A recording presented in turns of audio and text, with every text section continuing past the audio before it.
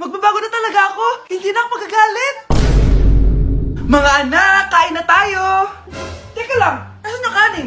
Nay! Huwag kang magagalit sa akin! Di pa lang nakapagsaing! Ano? Oh, kalma ka lang. Huwag kang magagalit. Sige anak! Magsaing ka na! Sige po, Nay!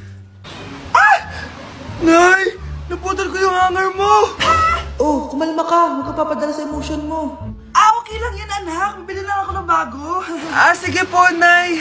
Ang weird naman niya. Hindi siya nagagalit. Nay, kumuha ako ng 1,000 sa wallet mo. Ayaw mo kasi akong bigyan ng pera eh. Oh, relax ka lang. Pera lang yan. Huwag ka magalit. Sige anak, mag-shopping ka lang. Go! Yes, easy money. Mga anak, matulog na tayo. Ikaw, ano gusto mo? Nay, kailangan ko pala ng 1 whole sheet bukas tapos ng glue. Kung kailan gabi na?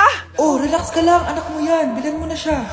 Sige anak, lalabas ako ngayon kahit alas 12 na para bilhin lang yung mga kailangan mo, no? A few moments later. Nay, bakit pala di na kayo masyado nagagalit sa amin? Kasi, New Year na, nagbago na ako. Wow, Nay! So di ka galit kay tatay kasi kapit niya yung kapitbahay natin? Ano?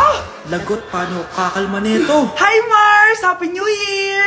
Mars, parang may nagbago sa'yo. Oo!